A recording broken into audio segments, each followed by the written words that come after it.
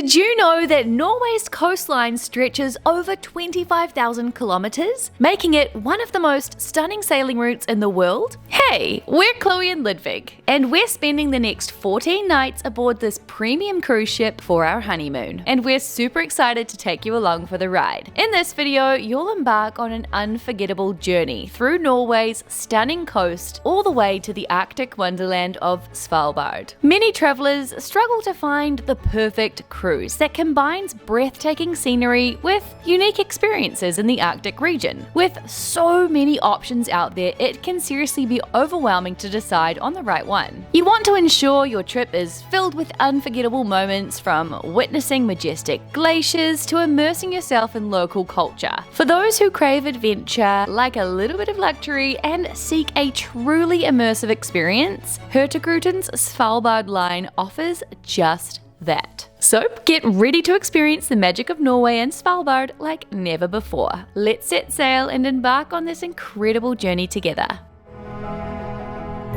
Our journey starts in the charming city of Bergen, known as the gateway to the fjords. With its picturesque waterfront, cute, colourful wooden houses, and rich maritime history, Bergen is the perfect launching point for our adventure along Norway's coast. And just like that, we were boarding our new home and setting sail on an expedition like no other.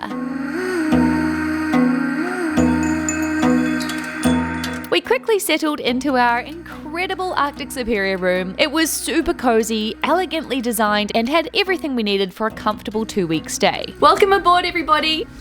Welcome. We are beyond thrilled to have you here with us. We're currently sailing on the MS Trollfjord, and this is a fancy ship. It's very different to cruise ships that we've been on in the past, and I'm pretty darn excited to show you around. Pretty darn excited. The MS Trollfjord has been sailing since 2002, and it's named after the dramatic Trollfjord in Norway. This ship has a capacity for just 500 passengers, making it the perfect size for an intimate yet spacious voyage. The decor in here is classic and timeless. As soon as we stepped inside, we noticed the beautiful use of locally sourced natural materials like wood and stone. These elements reflect the stunning landscapes we're sailing through and bring a piece of Norway's nature right onto the ship. When it comes to dining, the MS Trollfjord offers 3 fantastic restaurants. Whether you're in the mood for casual bites or fine dining, there's something to satisfy every palate. The main restaurant on board is Flora, which is inspired by Norway's edible herbs, berries, mushrooms, flowers, and fruits. Flora brings the flavors of the Norwegian landscape to your plate, offering a self-service breakfast, lunch buffets, and a la carte dinners. Here, every part of your dining experience is influenced by this incredible treasury of produce. From the herb-infused mayonnaises to the petals, you'll feel connected to the local nature. Depending on what season, you could try dishes like lightly smoked Arctic char, a plant-based Wellington, or a tasty salmon tartare. Flora is also where you'll be set a dining time during your voyage, and you have that same time every night, unless you decide to head over to one of the other 2 restaurants. And one of those would be Brasserie Aran, which is a beautiful tribute to the Sami people and their rich culture. The food here is so good, and we may or may not have eaten a veggie burger here every second day of our voyage. The decor here is all about dark wood, leather, and stone, creating a really warm and rustic vibe. And the contrast against the beautiful ocean and sunsets, oh my goodness, a match made in heaven. It's the perfect setting for hearty traditional dishes with a modern twist, like the delicious suvas, which is traditionally sliced smoked reindeer meat with lingonberry aioli, although we actually went for the plant-based option, which was equally as delicious, and we were honestly so impressed with the amount of plant-based options they have on the ship. And last but certainly not least, there is Rost, the fine dining restaurant on board, which is inspired by the ancient fish bank of Rost in the Lofoten Islands. The menu here is based on the flora and fauna that thrive beneath the ship and along the coast. You'll find traditional stockfish, salmon, and even some unexpected ingredients like seaweed, kelp, Arctic pearls, and sea urchins. Every single dish here was like a work of art.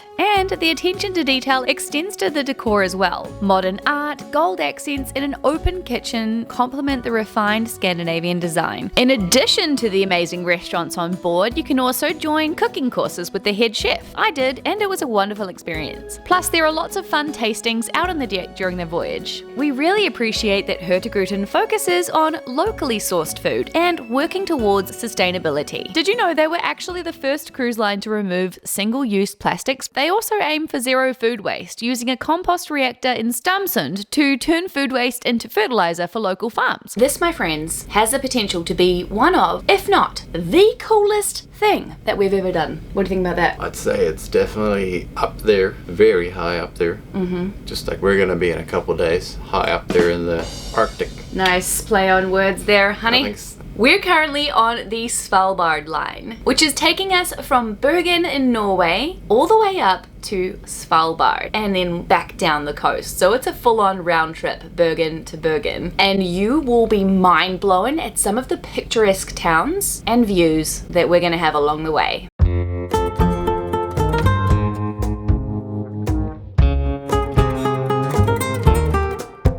Our first shore excursion took us on the famous Golden Train in the beautiful region of Åndalsnes.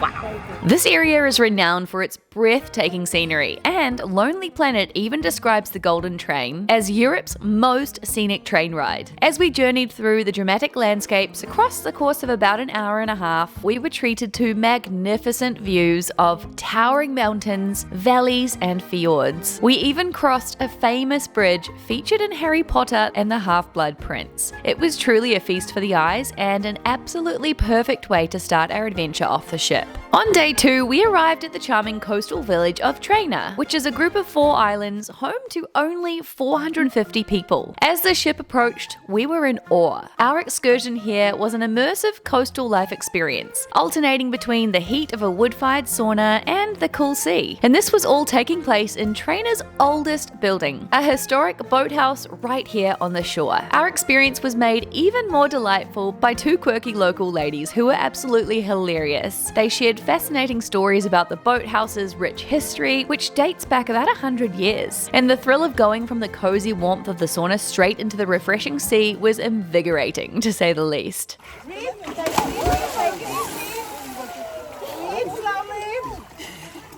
Although Ludvig seemed right at home.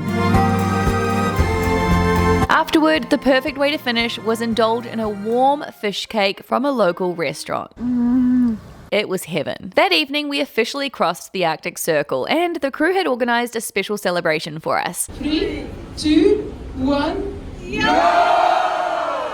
And we even had the chance to experience a unique Arctic tradition, having ice poured down our backs by the captain and his team. And it was definitely a fun way to mark our crossing into the Arctic, and one I won't forget anytime soon.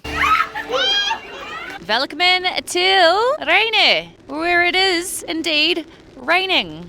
Reindeer is one of the most beautiful villages in the entire world. In fact, if you look up Norway on Google Images, it's highly likely you'll see a bunch of pictures of this particular town. And the scenery is absolutely majestic. It's majestic. And even though it's raining, it doesn't take away from the magic of this place. In fact, I think it adds to it. It adds to the coziness. There's fog, there's mist, there's clouds. This is just unreal. I can't even believe where we're standing right now. Seriously. What is this? Our third excursion took place in Tromsø, and it was an unforgettable hiking with Vikings experience. It was like stepping back in time. The adventure began right at the pier where our guide met us and took us to a medieval homestead. We started with a 45-minute enchanting hike through the woodland. We've made it to the Viking village.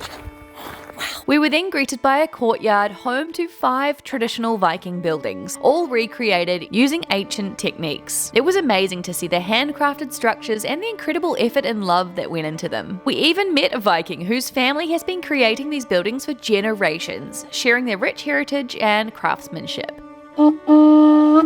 We got to try our hand at axe throwing, which, of course, my Swedish husband nailed it. And we even had a chance to play dress up.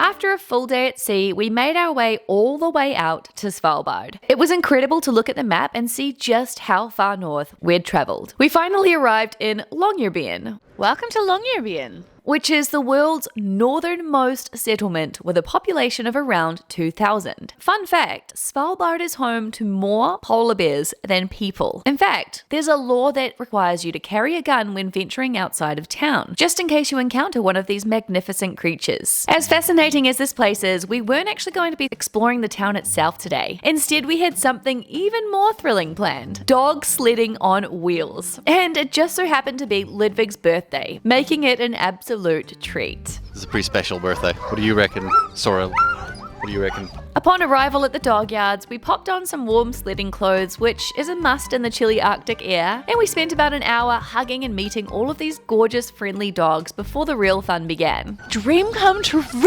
The sled was designed for 3 people, so we each took turns driving while the other 2 enjoyed the ride. This is great. This is good fun.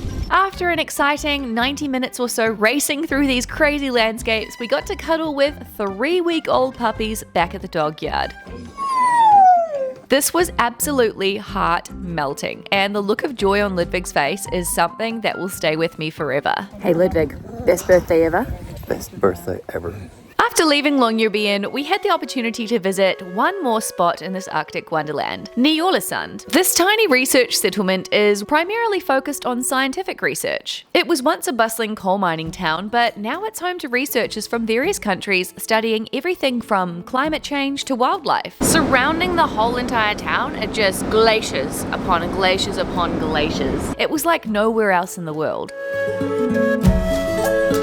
The colourful buildings up against the green and brown backdrop made it feel like we had stepped into a postcard. And speaking of postcard, this is actually where the northernmost post office is. How cool is that? That's my honey husband, hopping in the Arctic waters of Svalbard. There he goes. Woo! How was that, honey? Quite nice. Quite nice. Yeah, refreshing. We then spent another day at sea as we made our way back to mainland Norway. Our last few days were filled with hiking, indulging in delicious food, and exploring beautiful towns along the coast. This brought us to our final excursion of the voyage, which was a hike in the enchanting Irk Valley. It truly felt like a scene from a fairy tale. This stunning 4 to 5 kilometer hike began with a ferry crossing to the other side of the fjord. During the hike, we learned that this charming place is only home to 38 residents year-round. We stumbled upon the cutest little Norwegian huts with grassy roofs that felt so authentically Norwegian. I told Ludvig we have to come back here ASAP to stay in one of these because we found out it's an Airbnb. We even got to drink fresh glacier water straight from the source and met the friendliest sheep. To top it all off, we finally got to try the famous Norwegian waffle and brown cheese combo, along with the jam and sour cream mix that the locals all love. This was such a fantastic end to an unforgettable excursion. Very excited to introduce you to Gustav from the front desk team. Hello guys. Among all of the Hurtigruten stops, what would you say is your favourite port? Oh my god, I have to say Tromsø. Oh, I love Tromsø. It has something for everyone. Different types of excursions depending on the season that's really tailor-made for our guests. Dog sledding in the winter and all of these amazing trips in the summer where you can go to the top of the Tromsø, top of the mountain there. And also it's the Paris of the North, right? So it has a very rich culture and architecture and all of this. Oh my gosh, I'm so excited right now because we are standing here with the captain of MS Trollfjord. This is Ingar, and I've never stood in a bridge before, and we're standing in a bridge. Very, very cool. Woohoo! Might be a tough one, but what is your favorite port stop? I'm from the northern part of Norway, and in this signature route here we have a stop in Senja. And that is where I live, and that's probably my favorite part of the coast. This here is Klaas, and he is our incredible restaurant manager here at roast, which we're obsessed with, and we're very sad that we have to go home and eat our own food that we've made. We just want to eat roast forever. Favorite port that Hurtigruten stops?